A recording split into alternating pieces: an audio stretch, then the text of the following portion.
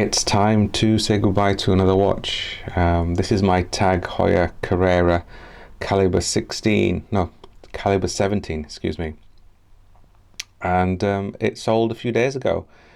And before I get it packed off as usual, I'm just going to make a quick video about the watch and yeah, and reflect on my time with it.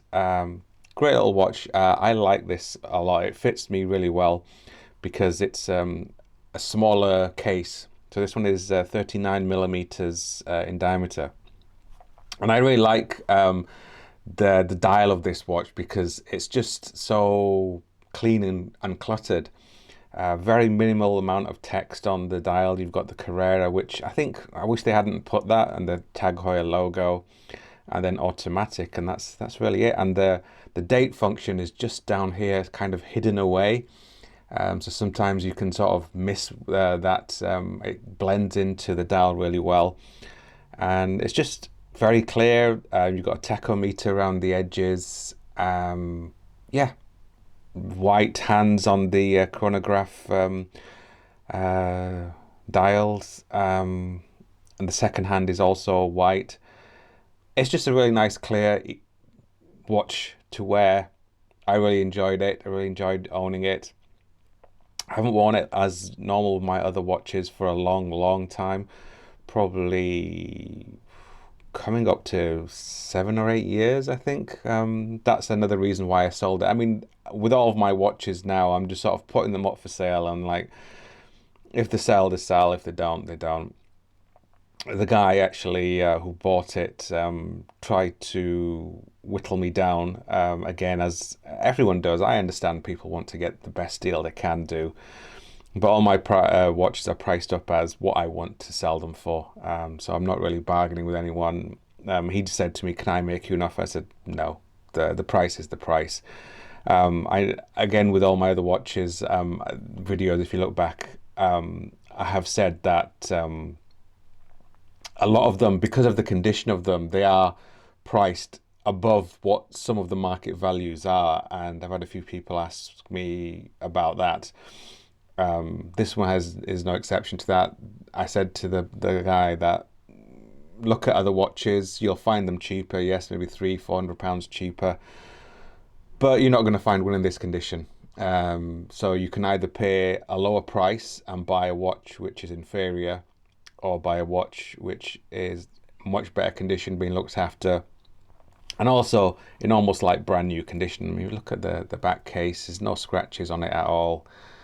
The buckle does have some scratches there because obviously when you're wearing it, it's going to get scratches. So this comes on a deployant buckle.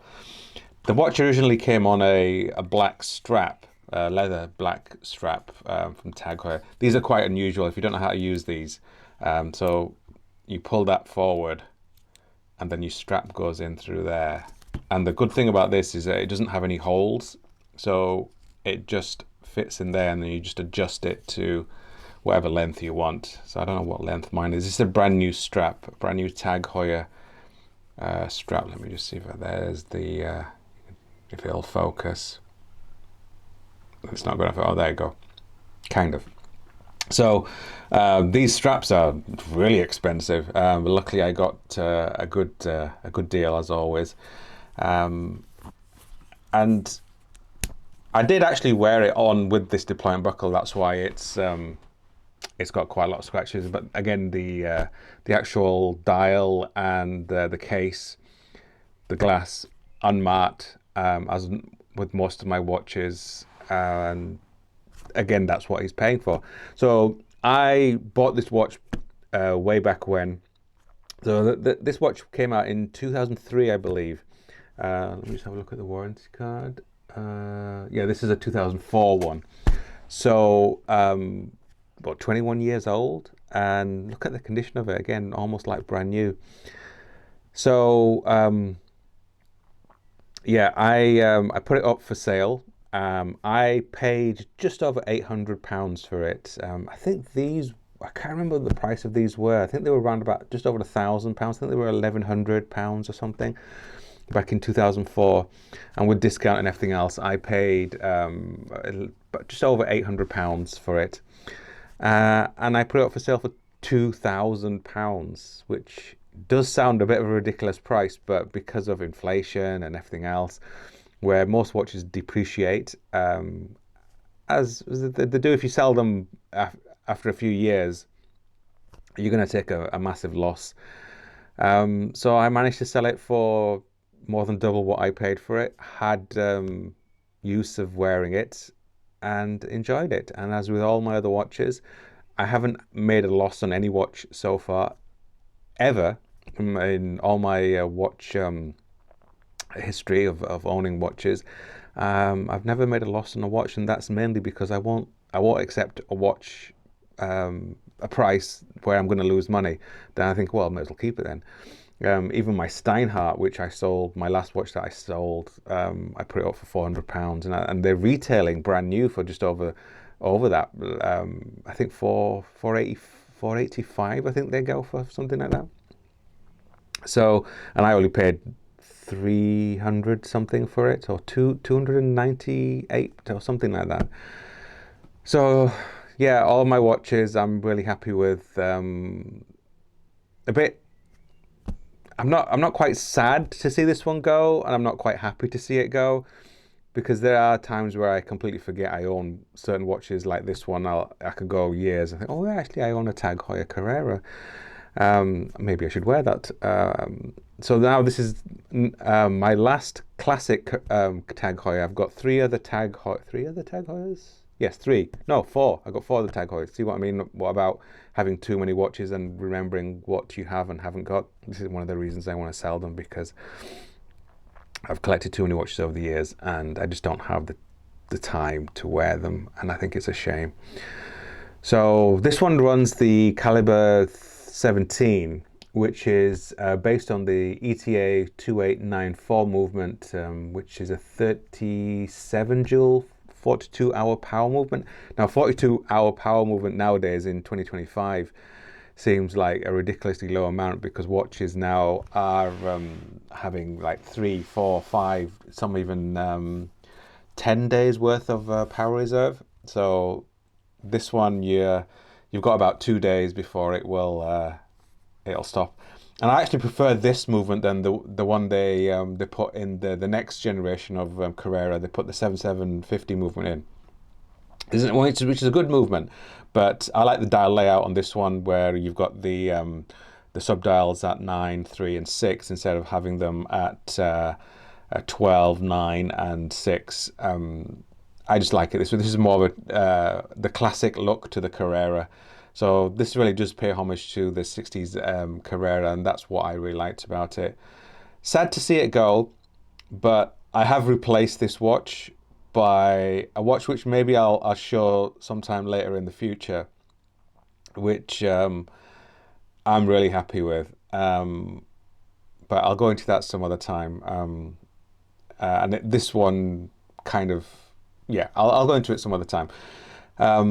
But yeah, I'm gonna get it all packed up. So I've got the box for it. I hate these Tag Heuer boxes. They always seem to fall apart. Even though this has just been sat around, they kind of just fall apart. It's a real shame. And I've got its instruction manual, caliber 17 there. But they use this for all of their watches there. You can see they've got the Curium there, so it tells you about the Tag Heuer classic chronographs, Monza, Monaco, Tag Floria. I've actually owned all three of those watches. The Monza, Monaco, Tag Florio. I really like the Tag Florio, but again, sold it many years ago. 50 meters water resistant, luminous hands, leather folding buckle, scratch proof sapphire crystal set for on the Monaco. Then you got the Curium, and then it shows you other information, how to keep it clean, and automatic movement, self-winding, how to set the date and everything else. So very basic, but once you've owned an automatic watch, there's not really much more to know about it, except for wind it when it stops and change the time.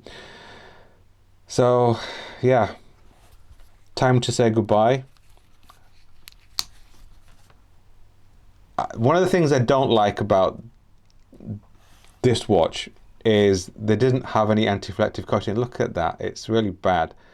It reflects everything. That's the only downside. So once it's under some sort of shade like that, it looks a lot better. Photographing this was a nightmare. It was really difficult to get the dial photographed. I'm not doing any sort of macro shots or B-roll or anything else like that because I just can't be bothered, to be honest. But yeah, wear it one last time. I don't particularly want to wear it as on a full day because I don't want to dirty the strap. The guy's paying for a brand new strap, so I don't really want to put any scuff marks on it. And I'll post it off, get it patched up today. Great watch. If you're looking for a vintage looking Tag Heuer, and a lot of people, let me go back into a little bit of a rant about Tag Heuer watches where people don't like Tag Heuer watches. They have a real bee in the bonnet about Tag Heuer watches. I've always been a big fan of Tag Heuer watches. Some of the new ones, yeah, maybe not, but I've always liked them. I like the kind of history behind them. I know a lot of people don't like the fact that it's now Tag Heuer and not Heuer. Before they released this one, they did release another one which is much more expensive. I think they're going for like double, £4,000-5,000. And all it is basically the dial just says Heuer instead of Tag Heuer. And those are a real premium. I would have liked to have owned one of those, but my brain was like, well, it's basically the same watch. All you're paying for is the dial. And they're just deleting the Heuer name and putting the tag name and putting Heuer there in a much larger logo. Is it worth paying double for basically the same watch? So yeah, when I bought this, it was a case of should I not, and it was literally one of the last ones that they had because they were phasing them out. And I just kind of struggled a bit. So do I want to buy it? Because I had other watches. Recently, I just sold my Omega Speedmaster, the black dial date one, which is very similar looking to this one. Then I had an IWC Spitfire, all watches which look very, very similar. And I was like, well, do I want to buy another one which is almost exactly the same? Why bother?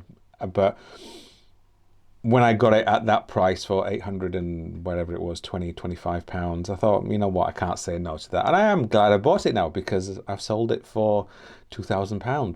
So I have made money. I've enjoyed wearing it, owning it. So yeah, glad I made that choice of buying it when I did. Who knows what the price of this will be in another 10 years time? Will it be 4,000 or 5,000? Which probably will be because watches are now, the prices of new watches are just ridiculous. I don't know what I think the new Carrera is over £4,000, and I don't like it. It's 42mm, and it's basically the same watch that replaced this one. They haven't sort of updated it or anything. They've done a few things, they've changed the dial a bit and so on, but they haven't really changed much else, and it doesn't grab me, that one. And I wouldn't be paying £4,000 for that. I mean, I remember when that came out, that was $1,450, and now they're like 5,000. I think it's 4,500, depending on which one you get. But so yeah, ranted on enough, waffled on a bit. Get it all packed up, get it all ready for him, and ship it off tomorrow. And yeah, take one last look at it before I pack it up.